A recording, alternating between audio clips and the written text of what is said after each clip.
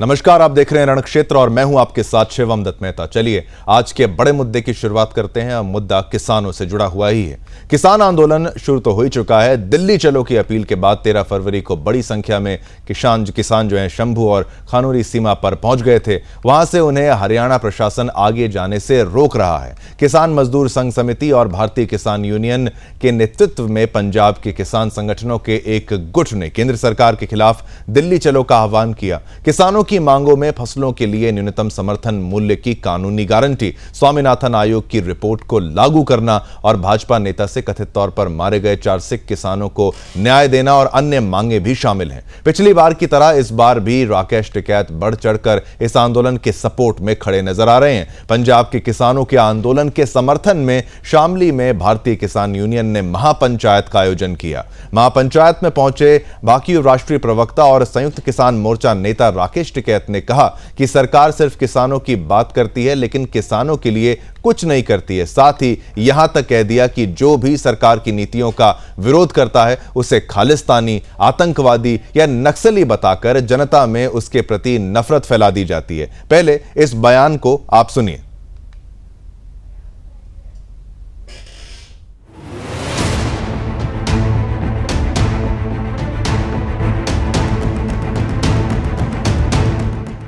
किसान आंदोलन का आज 9वां दिन है। इससे पहले 4 बार बैठकों का कोई नतीजा नहीं निकल पाया है। पंजाब के किसान शंभू और खनौरी बॉर्डर से दिल्ली जाने की कोशिश कर रहे हैं। दोनों ही जगहों पर किसान और पुलिस के बीच टकराव चल रहा है। खनौरी में हालात बिगड़ गए हैं। यहाँ कई राउंड आंसू गैस छोड़ी गई है और रबर बुलेट्स भी दागी जा रही हैं। आंदोलन की अगुवाई कर रहे किसान मजदूर मोर्चा के कोऑर्डिनेटर श्रवण पंधेर ने कहा कि खनौरी बॉर्डर पर एक किसान की मौत हो गई है। उसके अलावा 12 अन्य किसान भी घायल हो गए हैं। इनमें से 2 की हालत गंभीर बताई जा रही है। किसानों को रोक ये मैसेज देना चाहते हैं, हम किसान के लिए बहुत कर रहे हैं। आम जनता में किसान के खिलाफ नफरत पैदा कर रहे हैं। अभी जो आंदोलन चल रहे पंजाब वाले, उसमें पूरी निगेटिव बात करा रही। खास करके अगर सिख समाज से लोग हैं तो उनको खालिस्तानी बताया जा रहा, मुस्लिम है तो आतंकवादी बताया जा रहा, आदिवासी लोग हैं तो उनको नक्सलाइट बताया जा रहा। जो भी देश में आंदोलन करेगा, अपनी बात उठावेगा या तो मुकदमा दर्ज होगा। वो ज्यादा बल्क संख्या में बड़ी में है तो उसको किसी न किसी एक इस तरह के संगठन से जोड़ दिया जाएगा उसको, कि जिससे देश की जनता में नफरत फैले उसके प्रति। और इसी बीच पन्नू के 2 बयान भी सामने आए हैं। एक बयान जहां 11 फरवरी को पन्नू ने वीडियो जारी करते हुए किसानों से 13 फरवरी को दिल्ली पहुंचने और खालिस्तानी झंडा फहराने की बात करते हुए प्रधानमंत्री के विरुद्ध काफी आपत्तिजनक बयान दिया था। यह बयान भी आप पहले देख लें। पंजाब के किसानों, दिल्ली दे कोलों मंगिया अज तक कुछ नहीं मिलिया।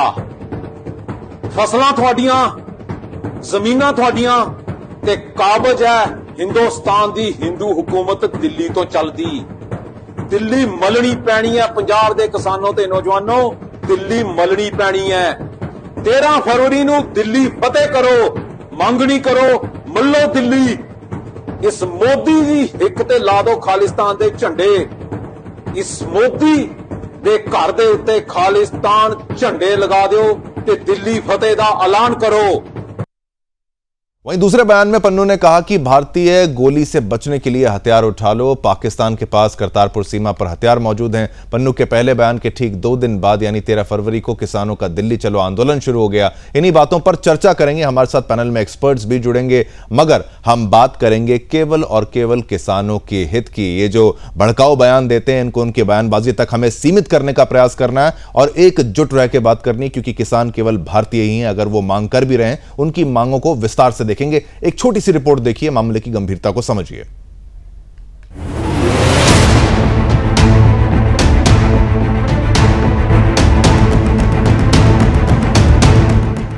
किसान आंदोलन का आज 9वां दिन है। इससे पहले 4 बार बैठकों का कोई नतीजा नहीं निकल पाया है। पंजाब के किसान शंभू और खनौरी बॉर्डर से दिल्ली जाने की कोशिश कर रहे हैं। दोनों ही जगहों पर किसान और पुलिस के बीच टकराव चल रहा है। खनौरी में हालात बिगड़ गए हैं।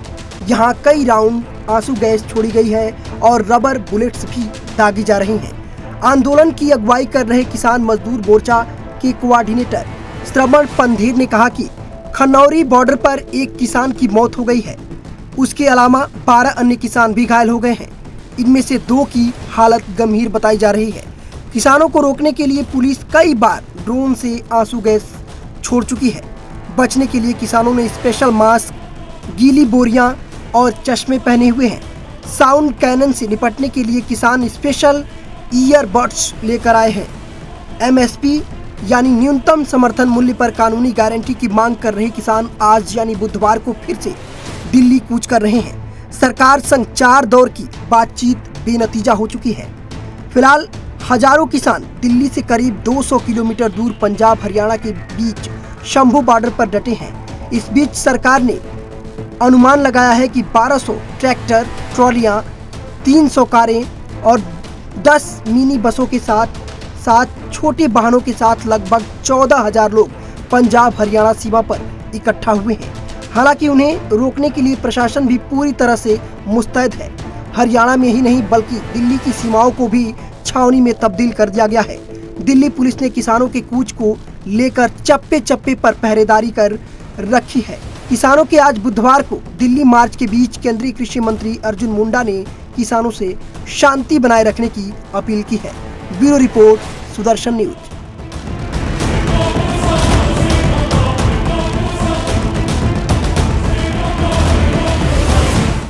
तो इसी के साथ आखिर कोई हल क्यों नहीं निकल पा रहा है? सरकार बार बार कह रही है आप हमसे मुलाकात करिए, आप हमसे बात करिए, हम आपको हल निकाल के देंगे भी। 4 से 5 फसलों की एमएसपी की गारंटी की बात भी सामने आई थी, लेकिन किसानों की तरफ से यह ही कहा गया है कि जब तक हमें 23 की 23 जितनी भी सारी फसलें हैं उस पर एमएसपी की गारंटी का कानून नहीं मिल जाता, तब तक हम अपने आंदोलन को नहीं रोकेंगे। हमारे तमाम गेस्ट में चाहूंगा हमारे पैनलिस्ट जो है आपके टीवी स्क्रीन पर कुछ ही पलों में वो आएंगे ताकि इस चर्चा को हम विस्तार से समझ पाएं। मैं बहुत बहुत धन्यवाद करना चाहूंगा यहाँ पर मेरे साथ अश्विनी शाही जी हैं, प्रवक्ता बीजेपी से, वो यहां पर मेरे साथ हैं। आपका धन्यवाद समय निकाला। गुरप्रीत गिल, किसान नेता, आपका बहुत बहुत धन्यवाद, आपने समय निकाला, बहुत बहुत धन्यवाद। और संदीप गिद्दे जी, पूर्व संयुक्त सदस्य किसान मोर्चा, वो मेरे साथ हैं। और गौरव गुप्ता भी मेरे साथ हैं, अर्थशास्त्री हैं। क्योंकि आपको यह भी समझना होगा कि इसके पीछे एक बहुत बड़ा अर्थशास्त्र भी है जिसको विस्तार से समझने के लिए हमें यह देखना होगा कि भाई इसमें पैसा दे पाना नहीं दे पाना वो तमाम चीजें हैं। लेकिन किसान नेता से ही बात कर लेते हैं कि शुरुआत इसकी जब हुई थी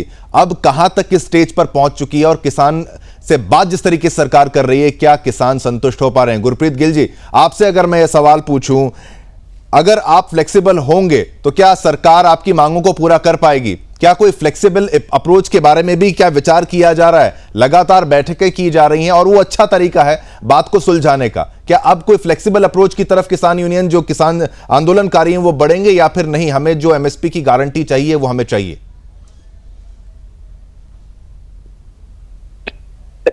सर ऐसे है, कोई नया आंदोलन नहीं है। बहुत सारे लोग इसको नए आंदोलन का नाम दे रहे हैं। ये वादा पूरा करो आंदोलन है, क्योंकि हम कोई नई चीज नहीं मांग रहे। हम सरकार को ये बात कह रहे हैं कि आपने हमारे साथ की है, एमएसपी को लेकर चाहे बात करें, C2+50 की जो स्वामीनाथन की रिपोर्ट करने की बात है, चाहे बिजली शोध बिल की बात है, मांग रहे। जो पीछे आंदोलन चला था तभी जो हमारे किसान नेता थे, हमारे बुद्धिजीवी जो साथी थे, एक्सपर्ट थे, इसलिए तब हमने ये बात कही थी आंदोलन खत्म नहीं हुआ, आंदोलन को स्थगित किया जा रहा है। क्योंकि हमें पता था कहीं ना कहीं सरकार वादा खिलाफी ना करे। वही बात हुई कि हमारे साथ वादा खिलाफी की गई सरकार के द्वारा। तो हम तो कोई नया आंदोलन नहीं कर रहे सर, हम सरकार की वादा खिलाफी जो है उसके खिलाफ ये आंदोलन है और नया आंदोलन नहीं है, वादा पूरा करो आंदोलन है। ठीक है। और हम ये चाहते हैं कि सरकार ने जो हमारे साथ बीते समय में वादा किया था उस वादे को पूरा करे।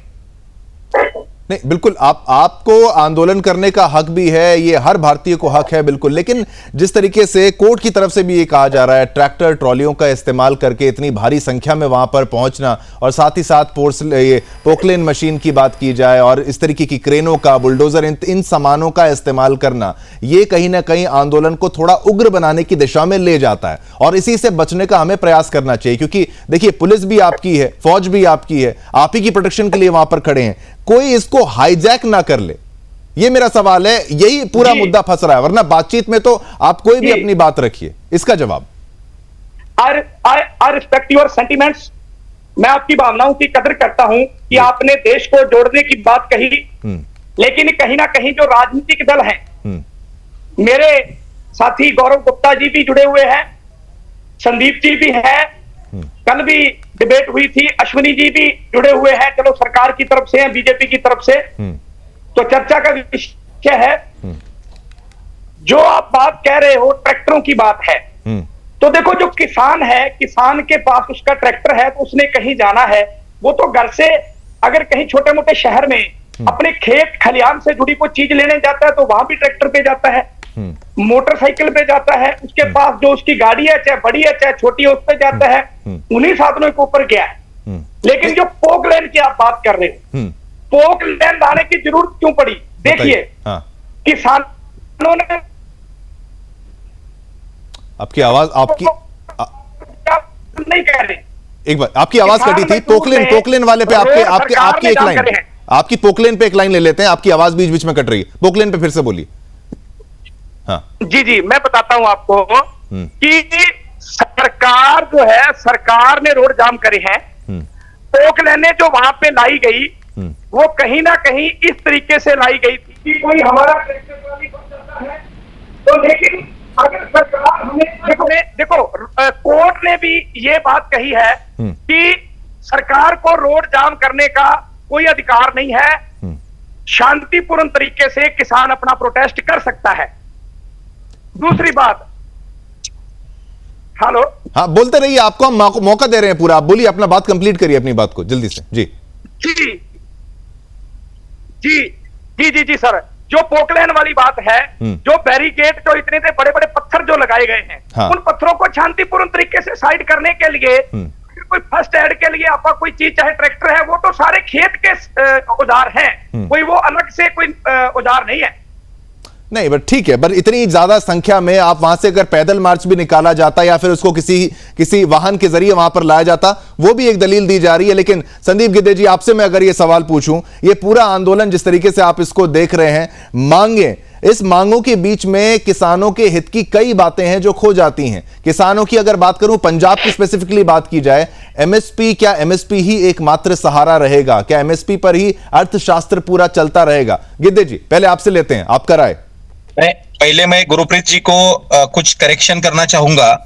गुरप्रीत जी ने जैसे बताया कि ये जो है आंदोलन, ये वादा खिलाफी के इसका आंदोलन है, तो बेसिक मैं उनका करेक्शन ये करना चाहता हूं, सरकार ने जो वादा किया था एमएसपी का कानून बनेगा और उसके लिए एक कमेटी बनाई जाएगी, उस कमेटी में संयुक्त किसान मोर्चा के सदस्य लिए जाएंगे।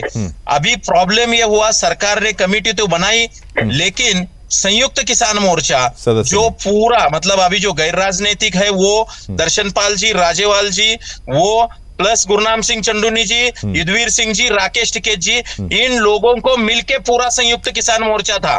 खाली जगजीत सिंह डल्लेवाल जी का किसान मोर्चा संयुक्त किसान मोर्चा नहीं था, बिल्कुल 9 मेंबरी कमेटी थी। 9 मेंबरी कमेटी को फैसला करना था कि संयुक्त किसान मोर्चा के कौन से सदस्य कमेटी पर जाए।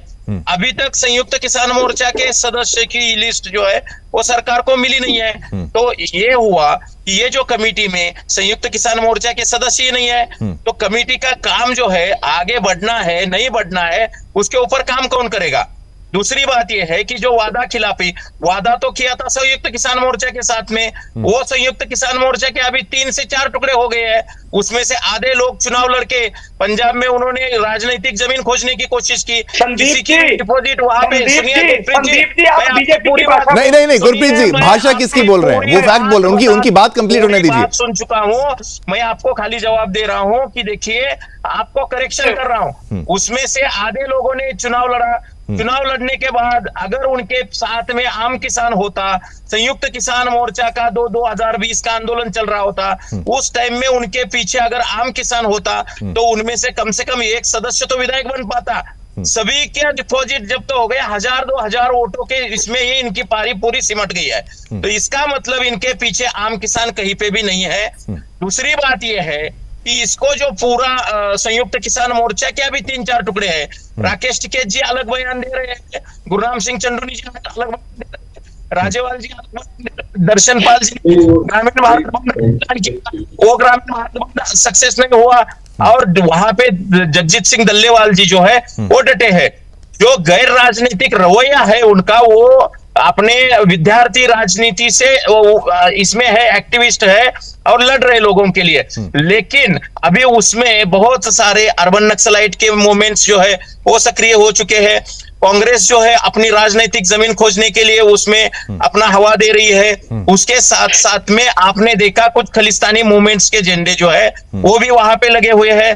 हम जो कि संयुक्त किसान मोर्चा का भी पार्ट थे, हमने बीजेपी ज्वाइन कर लिया है, उसमें कोई संदेह नहीं है। हमने खुलेआम ज्वाइन किया है क्योंकि हमारा विश्वास है बीजेपी के ऊपर। जब 2020-21 का आंदोलन खत्म हुआ, उसके बाद में जब टुकड़े हुए संयुक्त किसान मोर्चा के, उसके बाद में संयुक्त किसान मोर्चा रहा ही नहीं है। तो वादा जो है, वादा किसके साथ पूरा करने का? जो सदस्य देने थे वो सदस्य संयुक्त किसान मोर्चा ने दिए ही नहीं है, तो कमेटी का काम आगे बढ़ेगा कैसे? बिल्कुल। तो बेसिक इश्यू जो है अभी जो है, सरकार ने उस टाइम में भी नहीं रोका था। देखिए हम महाराष्ट्र के थे, हमको रोज आने जाने के लिए वहां पे आवाजाही के लिए कोई नहीं रोक टोक करता था। लेकिन अगर आप तलवार लेके निकलेंगे, अगर आप ऐसी चीजें निकलेंगे जो देश की राजधानी में अंदरूनी सुरक्षा के लिए सवाल पैदा कर सके, तो वो पुलिस का काम है कि उसको रोकना। तो पुलिस वो काम कर रही है। ठीक है, तो पुलिस अपना काम वो कर रही है। गुरप्रीत जी बिल्कुल आपको मैं मौका दूंगा, लेकिन यहां पर भाजपा की भी एक प्रतिक्रिया लेते हैं। अश्विनी शाही जी, जिस तरीके से ये पूरा आंदोलन जा रहा है, सरकार की तरफ से ये पहल अच्छी है कि बैठकें करने की बातचीत बार बार की जा रही है, लेकिन ये सिक्योरिटी के लिहाज से अगर बैरिकेडिंग वहां पर की गई है, क्या ये सही है या गलती? कह रहे हैं भाई हमें जाने दीजिए, हम तो वहां जाएंगे, हम वहां पर आंदोलन करेंगे। लेकिन बीते समय में पिछली बार जो आंदोलन में हुआ था उसकी यादें जब आती हैं तो वहां कई जगहों पर जिस तरीके से वो उग्र हुआ था, चाहे लाल किला की बात करें, हाईजैक हो गया था आंदोलन। मैं वही तो कह रहा हूं, असली किसान के द्वारा नहीं भी किया गया तो कुछ ऐसे तत्व वहां पर आ जाएंगे। आपसे शुरुआत करते हैं, एमएसपी की गारंटी की बैठकों का नतीजा क्या रहेगा और आने वाले समय में किसानों का होगा क्या भाजपा की सरकार के दौरान? शिवम जी देखिए, जो ये आंदोलन है, किसानों का आंदोलन है, सरकार ने हमेशा इसका स्वागत किया है। सरकार ने इस चीज को, मेरी आवाज आ रही है ना? बिल्कुल बिल्कुल लाउड, बिल्कुल लाउड। सरकार ने हमेशा स्वागत किया है आगे बढ़कर, चाहे पिछला आंदोलन हो, जो जितने दौर की वार्ता हुई। इस बार सरकार इनके द्वार गई है चंडीगढ़ तक। माननीय 3 मंत्री, कृषि मंत्री के साथ गृह मंत्री और गोयल साहब, सब लोग जाकर वहां वार्ता करने गए। तो सरकार तो किसानों के साथ है, मगर अब बीच में आती है कि सरकार किसानों के साथ है, किसानों की मांग सरकार से है। लेकिन ये अराजकता जो होती है, उस बीच में आता है प्रशासन। प्रशासन जो है पिछली बार 26 जनवरी देख चुका है, ITO देख चुका है, जिस तरीके से ट्रैक्टर से वहां स्टंट होके जो है। बिल्कुल, स्टंट का भी जिक्र यहां पर किया सरकार। हाँ बिल्कुल, बोलिए, आपका ऑडियो ब्रेक हुआ। सरकार वार्ता कर रही है। सरकार ने ये कहा है कि हम आपके जो MSP की मांग आप कर रहे हैं, हम मांगेंगे। 2 दिन की मांग इन्होंने समय लिया, लेकिन पहले दिन में ही इन्होंने मना कर दिया। इसमें राजनीतिक चीज ये देखने वाली है कि हरियाणा में चलिए, संवैधानिक रूप से किसानों का हक है कि वहां पर आंदोलन करें, देश में कहीं भी करें, लेकिन वही संविधान उन जवानों को भी अधिकार देता है लॉ एंड ऑर्डर बरकरार रखने का। और वही संविधान ये कहता है कि अराजकता अगर होगी तो उसका दमन किया जाएगा। संवैधानिक रूप से चलना चाहते हैं तो आप पंजाब के किसान देखिए, किसान पंजाब से आ रहे हैं, पंजाब पुलिस पीछे खड़ी है, उनका कोई रोल नहीं है उसमें, वो वहां तक पहुंचा दिया उन्होंने। अब हरियाणा के जवान झेलें, तो देश में क्या राजनीति हो रही है देखिए। अभी आपने शुरुआत में ही एक दिखाया, एक उग्रवादी बिल्कुल, वो हमने कुछ प्रतिक्रियाएं जरूर यहां पर अश्विनी शाही जी दिखाई थी, ताकि मैं बार बार ये पुनः आग्रह कर रहा हूं कि ये किसी के द्वारा हाईजैक ना हो जाए, कोई खालिस्तानी इसको कह दे, कभी कुछ नाम दे दे, वो हर बार ठीक नहीं रहता। बीच में असली किसान जो है वो ना पिस जाए, पॉलिटिकल एजेंडा चाहे या किसी भी पार्टी का रहे। लेकिन यहां पर महत्वपूर्ण बात जिस तरीके से यहां पर गिद्दी जी के द्वारा यहां पर उठाई गई थी, जो एमएसपी ट्रांसपेरेंट बने, इफेक्टिव बने। गुरप्रीत जी, आपसे मेरा सवाल है, एमएसपी मोर ट्रांसपेरेंट बने, इफेक्टिव बने, गवर्नमेंट ने कमेटी बनाई थी और ये आरोप है कि एसकेएम ने वहां पर कभी कोई सदस्य को भेजा नहीं, उसके द्वारा वहां से कोई व्यक्ति आया नहीं। इस बात में कितनी सच्चाई है और क्यों नहीं आया? क्या आप उन मीटिंग्स में नहीं थे, डिस्कशंस में नहीं थे आपके नेता, ताकि तभी अगर सब कुछ हो जाता? और ये सरकार तो कह रही है हम तो एमएसपी दे रहे हैं। संयुक्त मोर्चा का मैं मेंबर रहा हूँ। संयुक्त मोर्चे की जितनी भी मीटिंगें हुई है, मोस्टली सारी मीटिंगें मैंने अटेंड करी हैं। और जो सरकार के साथ मीटिंगें, हमारे जो नुमाइंदे थे, जो मीटिंगें हमारी चलती रही, मीटिंगें संतोषजनक हुई तो आंदोलन स्थगित हुआ, हमारे साथ वादा किया गया। नहीं, मैं गुरप्रीत जी, जो सरकार के द्वारा कमेटी बनाई गई, कि आपके वहां आपका कोई नुमाइंदा गया था? नहीं बुलाया गया, ये बिल्कुल झूठी बात है। सुनो, कोई कमेटी नहीं बनी, टाल मटोल होता रहा, ऐसा कुछ भी नहीं है। इस पे एक सेकंड काउंटर में लेता हूं संदीप जी। कोई कमेटी नहीं बनी ये कह रहे हैं, पर ये तो रिपोर्ट है, ये एक कमेटी बनाई गई जुलाई 22 का, अगर यहाँ पर जिक्र भी है मेरे पास। कमेटी बनाई गई है, अग्रवाल जी उसके चेयरमैन है, पाशा पटेल जी उसमें है, और बकायदा कमेटी की तरफ से, सरकार की तरफ से संयुक्त किसान मोर्चा को तीन बार लेटर लिखा चुका है कि आपके नुमाइंदे इस कमेटी में, आप हमें बताइए। लेकिन मैं आपको बताता हूं, मीनवाइल क्या हुआ है कि संयुक्त किसान मोर्चा गैर राजनीतिक और राजनीतिक, जैसे कि पहले था राष्ट्रीय किसान महासंघ और अखिल भारतीय किसान कोऑर्डिनेशन कमेटी, मैं उसके नाम भी बताता हूँ, दर्शन पाल जी, हनन मौला जी, मेधा पाटेकर जी, ये सभी जो है ये संयुक्त किसान मोर्चा में चले गए, जिन्होंने अभी 13 तारीख का ग्रामीण भारत बंद का ऐलान किया था। और गैर राजनीतिक जो है शिव कुमार कक्का जी है, जगजीत सिंह डल्लेवाल जी है, काके जी है, ये सभी जो है ये अलग चले गए, क्योंकि संयुक्त किसान मोर्चा के कुछ लोगों ने मध्य प्रदेश में। जवाब ले लेते हैं, बोलिए गुरप्रीत जी, आप बोलिए। आप एक काउंटर जरूरी था क्योंकि आप कह रहे हैं बुलाया नहीं गया, बोलिए। कोई बात नहीं, मैं संदीप जी की बात का जवाब देता हूँ। पहली बात तो ऐसे है कि अगर तो संदीप जी ने बीजेपी ज्वाइन ना करी होती, नहीं ठीक है, देखिए वो बात फैक्ट्स के साथ अगर करें तो किसी पार्टी के हो नेता, कल को आप कांग्रेस में जाए नहीं जाए, ऐसे मत करिए, आप बोलिए प्लीज। कोई दिक्कत नहीं, मैं वो बात नहीं कर रहा। जिसकी खाए उसकी भरे हाजिरी। कहीं ना कहीं हम जिस विचारधारा के साथ जुड़े होते हैं तो हमें उनकी बात करनी पड़ती है, वही बात संदीप जी कर रहे हैं, ठीक है। अगर वो आज संयुक्त मोर्चा के साथ होते, किसानों के साथ होते, तो वो किसानों की बात करते। कमेटी वाला लॉलीपॉप था। हेलो, बिल्कुल आपकी आवाज आ रही है, बोलिए। हाँ जी, कमेटी वाला लॉलीपॉप था। जो ये बातें कर रहे हैं कि वहां पे तलवारें लेके लोग आ रहे थे, वो आ रहा था, पूर्ण सिख आदमी है, जो गुरसिख आदमी है उसको किसान जो है वो रखने का अधिकार है, ठीक है जी। जब पिछली बार भी चला था और अब भी वो ही एलिगेशन हमारे ऊपर लग रहे हैं कि अगर कोई सिख है उसको खालिस्तानी कहा जा रहा है, ठीक है। अगर मुसलमान है तो उसको पाकिस्तानी कहा जा रहा है, अगर कोई आदिवासी साथी है नहीं, आप गुरप्रीत जी, आप ये इसको खालिस्तानी वाले ट्रैक पर ले जाएंगे। कोई सिखों का कोई अपमान नहीं किया गया, कोई ऐसी बात नहीं गई। कृपाण नहीं, ये गलत हो जाए। गुरुओं का सम्मान बिल्कुल हमारे लिए मंदिर, मैं एज अ हिंदू मैं बोल रहा हूँ, एज ए हिंदू बोल रहा हूं, कोई भी हिंदू से आप पूछ लीजिए, उसके लिए मंदिर बराबर है, गुरुद्वारा बराबर है, चाहे गिद्दे जी भी होंगे, उस मामले से असहमति नहीं। मैं इस मीटिंग के लिहाज से पूछ रहा हूं। वो आप विचारधारा की लड़ाई आपकी हो सकती है, मीटिंग के लिहाज से क्या कोई मेंबर नहीं गया? उसके बाद आपका जो भी आरोप इन पर रहेगा, मैं बताता हूं। एमएसपी की बात करी, हाँ, एमएसपी की जो बात करी, जो मैंने हमें एमएसपी जिन फसलों पे मिल रही है, एमएसपी मिल रही है, लेकिन एमएसपी का जो गारंटी कानून जो है वो किसान मांग रहा है। पहले हमें A2FN+50 मिल रहा है, A2FN+50। हम क्या मांग रहे हैं? हम मांग रहे हैं C2+50। मेरे ख्याल शायद हमारे जो साथी हैं, चाहे अश्विनी जी है, चाहे संदीप जी है, इनको इस बारे में जरूर पता होगा, ठीक है। और जो बिजली का है, जो बिजली बोर्ड बिल है उसमें ये कह रहे हैं कि जो बिजली हमें कारपोरेट घरानों से दी जा रही है, लेकिन बिजली तो सरकार के पास है, हमें सरकार से सीधी बिजली मिले। ठीक है, हम कोई हम बिल्कुल बिल्कुल गुरप्रीत जी, इसका पूरा अर्थशास्त्र भी आप समझ लेते हैं। गौरव गुप्ता भी मेरे साथ हैं। गौरव जी, क्या संभावना क्या है अगर सारी सरकार, अगर एमएसपी अगर सरकार के द्वारा गारंटी दे दी जाती, उस पर कानून बना लिया जाता है, उसके लीगल कॉन्सिक्वेंसेस क्या होंगे? क्या प्राइवेट प्लेयर्स अब फिर माल खरीदेंगे, सरकार से खरीदेंगे या फिर किसानों से खरीदेंगे, या पूरी इसकी प्रक्रिया किस तरीके से बदल जाएगी? आंदोलन हो रहा है, उसकी चर्चा तो हम लगातार कर लेंगे। अर्थशास्त्र क्या कहता है, कितना दबाव यहां पर बजट पर पड़ने वाला है, और ये अगर संभव है तो कैसे, और नहीं है तो क्यों नहीं? देखिए, कोई भी कानून अच्छा या बुरा नहीं होता। बुरा होता है उसका इम्प्लीमेंटेशन कैसे किया जाता है। ठीक है, अगर आज के किसान को, आज की सरकार किसानों के लिए कर रही है इंफ्रास्ट्रक्चर डेवलप करने का, इनका मेन मोटिव है कि इंफ्रास्ट्रक्चर डेवलप करे, अच्छी से अच्छी सुविधाएं प्रोवाइड कराई जाए इनको।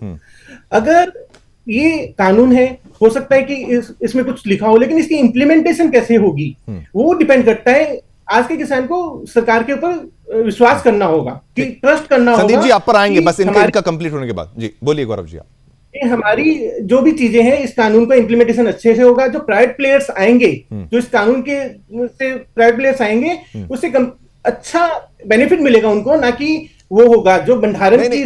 गौरव जी, आप मुझे ये समझाइए, क्योंकि एज अ लेमैन हम समझना चाहते हैं, क्या प्राइवेट प्लेयर्स का पार्टिसिपेशन बढ़ जाएगा अगर एमएसपी की गारंटी वाला कानून आ जाएगा, या फिर प्राइवेट प्लेयर डरेगा कि भाई मुझे इतना पैसा देना है तो पहले सरकार खरीदे, मैं जाके सरकार से ही खरीदूं? जो ग्रीन रेवोल्यूशन में पंजाब हरियाणा का रोल रहा, उसमें एमएसपी का रोल आया। एमएसपी का आने का एक कारण यह भी था ताकि हमारे पास भंडारण रहे। वीट और राइस, पैडी और वीट, ये दो मुख्य है जिसका सरकार भंडारण भी करती थी, और खाद्य असुरक्षा ना हो इसके चलते इसको प्रोत्साहन दिया था। पैसे से बड़ा खाना है तो इसको समझते हुए सरकार ने भी फैसला लिया। हम अब उस स्थिति में नहीं है, और क्या पंजाब को केवल एग्रीकल्चर तक ही रखा जाएगा, वो एक अलग बात है। वापस आते हैं आपके पॉइंट पर। मंडियों को बंद नहीं किया जा रहा है इस कानून के अंदर, एक अलग प्राइवेट सेक्टर को भी इन्वॉल्व किया जा रहा है। और प्राइवेट सेक्टर को इन्वॉल्व करने से फायदा ये होगा कि कई चीजें अच्छी तरीके से, अच्छे रेट्स और भी बढ़ सकते हैं। ये कोई जरूरी नहीं है कि इसमें रेट्स कम नहीं होंगे, एमएसपी से अच्छा दाम भी मिल सकता है प्राइवेट प्लेयर्स के आने से। हाँ, और तो बजट पर बोझ आएगा गौरव जी? बजट पर क्या बोझ ज्यादा आएगा? अगर सारी मांगे मान ली जाती है तो बहुत बोझ आएगा बजट पे। सरकार कर भी नहीं सकती इसको अफोर्ड, इस सारी मांगे पूरे करने के। हाँ, बीच का एक सॉल्यूशन निकाला जा सकता है, वो मिल बैठ के निकालना होगा। कि सरकार अपनी कोशिश भी कर रही है, हमें देख रहे हैं पिछले दिनों से सरकार इसमें कोशिश कर रही है। अर्थशास्त्र के अनुसार इसमें अगर पूरा हर मांग मान ली गई, क्योंकि कांग्रेस की तरफ से, कांग्रेस का प्रवक्ता यहां पर नहीं है, लेकिन खड़गे जी की तरफ से यह कहा गया था कि जो मांगे जायज हैं किसानों की, वो यहां पर मान ली जानी चाहिए। संदीप गिद्धे जी, आपसे आपकी क्या राय है यहां पर, क्या यह संभव है? बेसिकली मैं आपको बताना चाहता हूं कि जो एमएसपी का इशू है, अभी जो मांग है, सरकार क्या कर रही है कि 5 फसलों के ऊपर वो बोल रही है कि हम एमएसपी देने के लिए तैयार है। हाँ। वो फसलें, ये जो फसलें है, ये ऐसी फसलें है जिसका सरकार भंडारण कर सकती है और फूड डिस्ट्रीब्यूशन सिस्टम में वहां पे ग्राहकों तक तो पहुंचा सकती है उस टाइम में। अभी जो किसानों की मांग जो है, ये सभी फसलों के ऊपर दी जाए।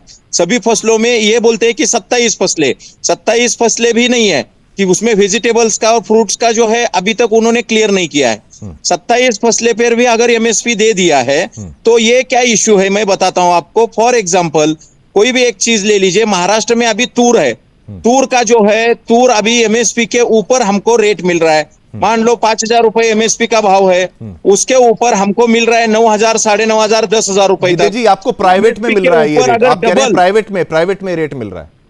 नहीं, डबल रेट हमको एमएसपी से ज्यादा मिल रहा है। अच्छा। एमएसपी का कानून अगर लागू किया जाएगा, उसमें यह प्रावधान की मांग है कि एमएसपी के नीचे अगर भाव जाता है तो सरकार खरीदे और उस चीज का भंडारण करे, और एमएसपी के ऊपर भाव जाए तो वही भंडारण से वही जो उत्पाद है वही मार्केट में लाए। अभी मैं आपको बताता हूं कि तूर का भाव अगर एमएसपी के नीचे गया तो इनका कहना है कि सरकार भंडारण करे, मतलब सरकार वो माल पूरा खरीदेगी, और जब शॉर्टेज रहेगा माल का, उत्पाद का शॉर्टेज मार्केट में रहेगा, भाव बढ़ जाएगा, तभी ये भंडारण से माल निकलेगा। किसान को बिल्कुल इसमें फायदा नहीं हो रहा है। ठीक है, जैसे बात एमआरपी की है, वैसे इसका धोखा जो है, धोखा इनके नजर नहीं आ रहा है। दूसरी बात ये बताता हूं कि एमएसपी का कानून अगर 27 फसलों पर लागू किया जाएगा तो ये क्या चीज की गारंटी है कि सभी किसान किसान जो है जो फसल जिसमें फॉर एग्जांपल सूरजमुखी को अगर अच्छा फसल में अच्छा रेट मिल रहा है और लागत मूल्य कम है, तो अगर पूरे देश के किसानों ने सूरजमुखी लगा दिया, बिल्कुल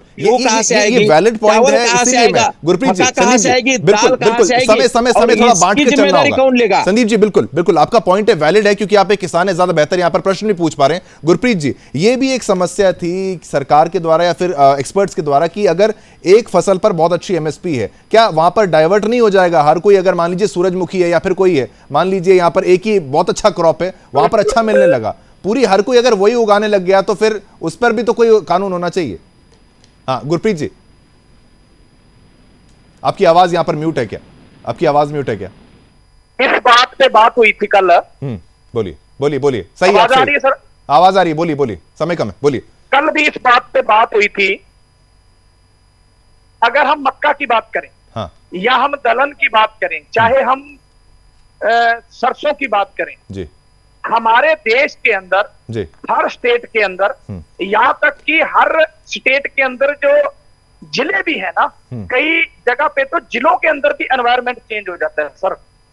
हर स्टेट का एनवायरनमेंट जो है, या जो मिट्टी है हमारी जिसमें हम फसल पैदा करते हैं, हर फसल हर मिट्टी में पैदा नहीं होती।